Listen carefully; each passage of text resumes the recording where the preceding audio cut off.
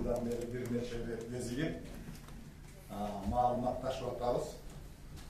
Бүгүнкү ушул пресс-конференцияга силерди чакыргандагы биздин ушул жерге чакыруубузга макул деп билгениңиздерге чоң рахмат. Өзүңүздөр билгендей, бүгүнкү күндө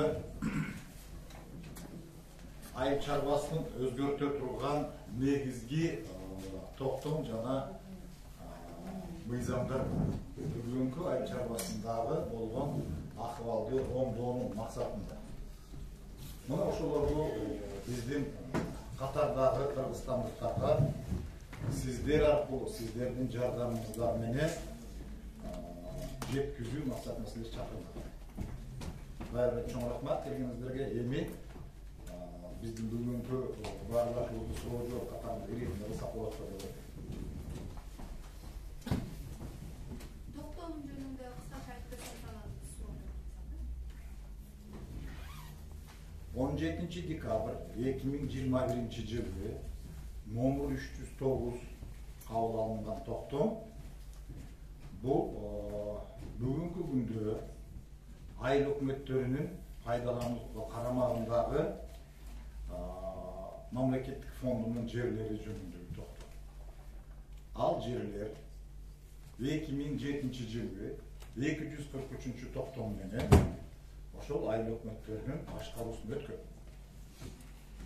Эми ал мамлекеттин жери, ал менчик жерлер эмес. Мына бүгүнкү күндө ошол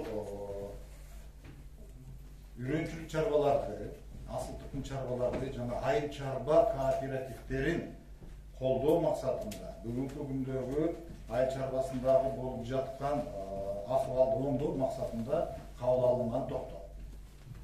Бул токтомдун максаты кандай?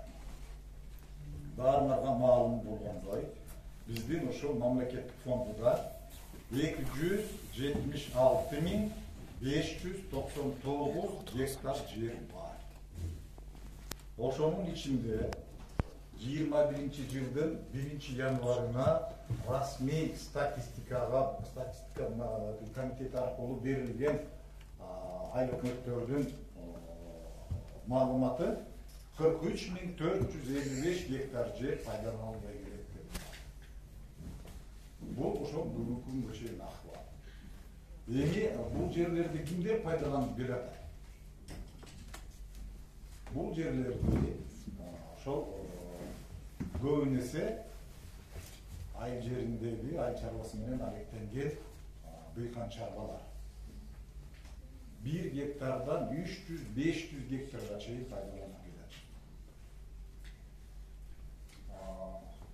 Бүгүнкү күндө Кыргызстанда үрөн, сапаттуу үрөн болгон 10%-дан 15%-га чейин өндүрүлөт.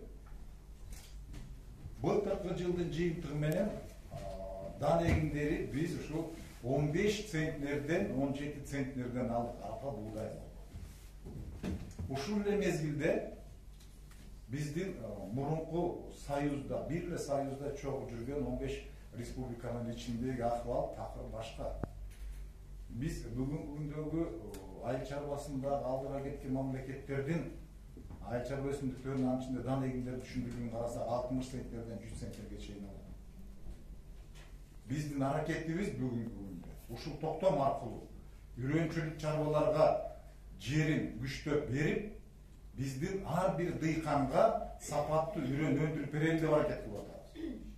Мына бүгүн республикалык бюджеттен 1,5 миллиард сом акча бөлүндү. Сапаттуу үрөн сатып бериш үчүн. Мына Россияга кайра барып атып, биз ушул жерден макулдашып, бүгүнкү күндө 16.000 тонна суперэлита, элита жана биринчи репродукциядагы жогорку түшүмдүү дүйнөлүк ошол айыл чарба өсүмдүктөрүнүн генетикасынын жетишкендиги болгон сорттор келе атат Кыргызстанга. Аны биз дыйкандарга кантип жеткизебиз? Ушинтип эле жаңгырап ар кимден карыз сурап жүрө беребиз. Мына 21 жылдын жыйынтыгы менен 1000 тонна асыр дабыр деген сортту Өзбекстандын президентине сурап жүрүп күзүндө алып келди. Муну азыр Казактан 1000 тонна bir жылдан бери сурап жүрүп ошолор эми азыр макул деп атат. Урматтуу мекендештер, биз ушул эле жол менен кете берсек, эртең биздин Кыргызстандын айыл чарбасы конкуренттүү болбойт, биздин дыйкандардын жашоо деңгээли төмөндөгөндөн төмөндөйт.